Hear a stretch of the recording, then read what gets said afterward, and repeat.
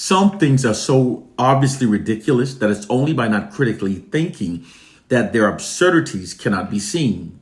So therefore, let's critically think.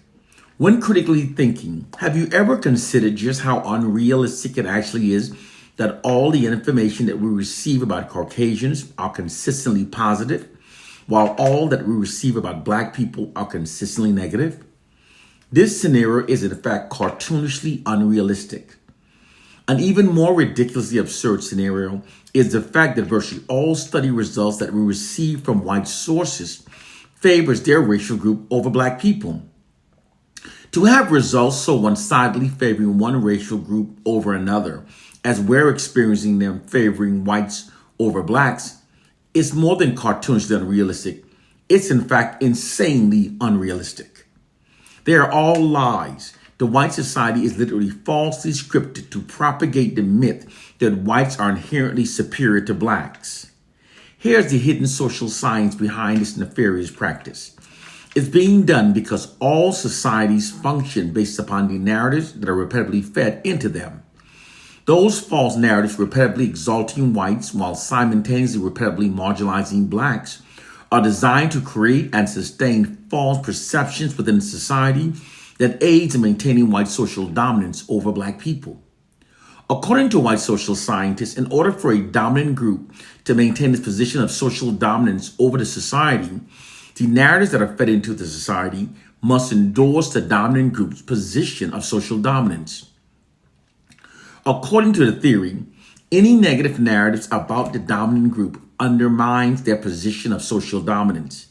Therefore, all narratives fed into the white dominant society falsely exalts Caucasians. The second reason for this false exaltation of Caucasians is because white social scientists determined that people are inherently tribal and therefore do not normally accept the long-term dominance of other racial groups over their lives. This constant false exalting of Caucasian makes non-whites more accepting of Caucasians' long-term dominance over our lives. The constant exalting of Caucasians conveys a subliminal message that Caucasians are inherently superior and are therefore supposed to rule over the subordinate populations. White social scientists describe this nefarious practice as merely instilling a value system into the collective minds of non-whites that makes us more compliant with their white dominance over our lives. This fraudulent propaganda campaign is so effective that it not only makes non-whites more compliant with white dominance over our lives, it in fact causes many to even prefer it. It's a very effective, elaborate perception management system that falsely exalts Caucasians. Perception management is a propaganda technique that involves altering the public's perception of reality to suit the objective of the ruling class. It's an essential part of modern information warfare. The public at large are not perceiving Caucasians based upon their true reality, but instead based upon this white exalting perception management system.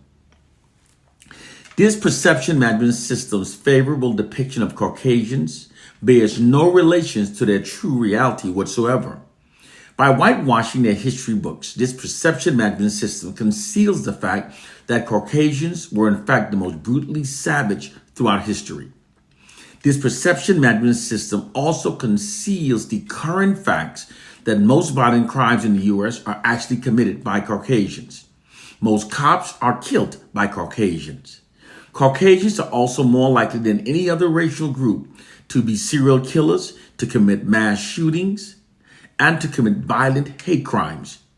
Caucasians are also more likely than any other racial group to kill a family member or a loved one for financial gain, and are more likely to kill a parent. This perception management system also conceals the fact that Caucasians are in fact the largest recipients of welfare. Your perception of reality is an elaborate white deception. Think of it this way. Perception acts as the lens through which we view reality. The problem is that the lens through which we perceive reality has been distorted and warped by the white society that controls the information that shapes our perception of reality. This is all possible because public perception of reality is shaped by the narratives that are repetitively fed into society. Therefore, all that's required for the distortion of reality is to merely repetitively feed false narratives into society. This is precisely what the white population has done. Because they write all the societal narrative, they therefore literally owns the perception of reality. They systematically feeds false narratives into society that distorts the public perception of reality in ways that serve their system of white supremacy. The white society sits upon a throne of white exalting and black marginalizing lies. Logically, many will ask the question of, given that there are so many other racial groups within the white dominant society, why then are black people the most heavily targeted by the white ruling class? It's because within all warfare, the group representing the greatest threat is always attacked the harshest. There are many hidden narratives about black people that causes the white ruling class to deem black people as being the greatest threat against the system of white supremacy. The reason why most black peoples don't know of these great narratives is because the white society maintains its social dominance over black people by keeping us believing only the fraudulent and worst narratives about ourselves. Here are a few incredible narratives about black people that causes white oppressive forces to deem us as being the greatest threat against the system of white supremacy. During the 1960s, African Americans' unified protest against the U.S. system of white supremacy was unprecedented. The brilliant organization and mobilization of mass bus boycotts, marches, freedom riders, and through civil disobedience tactics were remarkable. African Americans confronted the U.S. system of white supremacy on all fronts.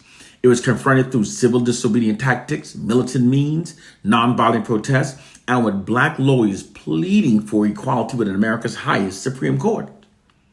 These tactics resulted in the enactment of many civil rights laws that improved the lives of all minorities. Nowadays, to prevent other minority groups from following the lead of African Americans in any future endeavors or any future revolts against the white establishment, white propagandists deployed propaganda campaign denigrating the image of African Americans. The practice is called character assassination. Here's the second reason why African Americans are deemed as being the greatest threat against the U.S. system of white supremacy. After slavery was abolished in the U.S. in 1865, in spite of receiving no reparation and being constantly plagued by the evils of white racism, between the years of 1870 through 1940s, African Americans submitted 726 invention patents to the U.S. Patent Office. To achieve this feat in such a short relative time span following slavery was astounding. These numbers also more than doubled those submitted by Caucasians during the same time frame, and in spite of the fact that African Americans then made up less than 3% of the U.S. population. This scenario of black people outpacing whites and making inventions has never changed. It's merely concealed from the public through the white society's monopoly over information. The hidden fact is that in spite of cultural traumas wrought by the injustice of white racism and slavery, most inventions that have revolutionized the world were in fact either invented by black people or directly inspired by early inventions by black people.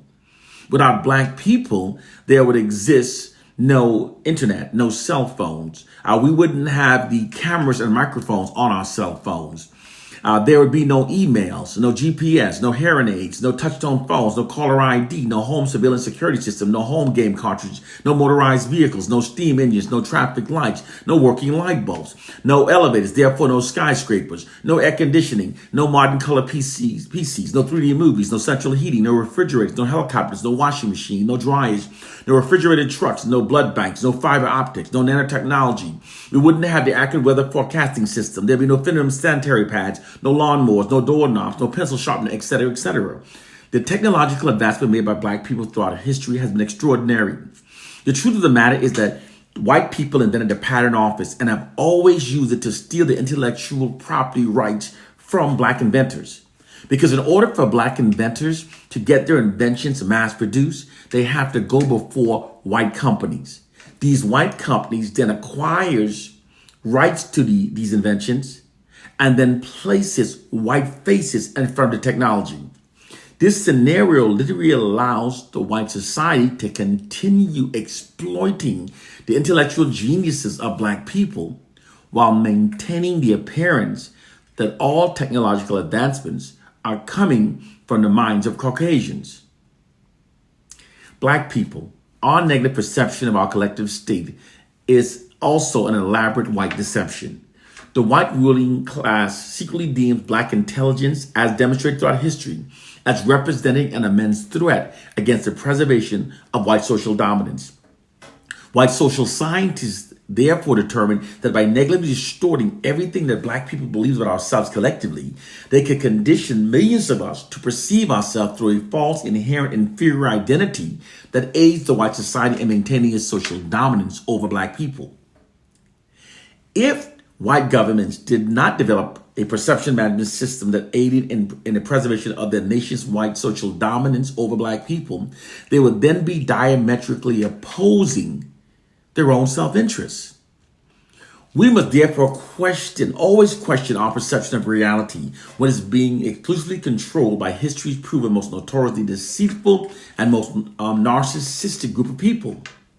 Whenever such a described group controls the perception of reality, they'll always distort it to falsely exalt themselves and to falsely marginalize us.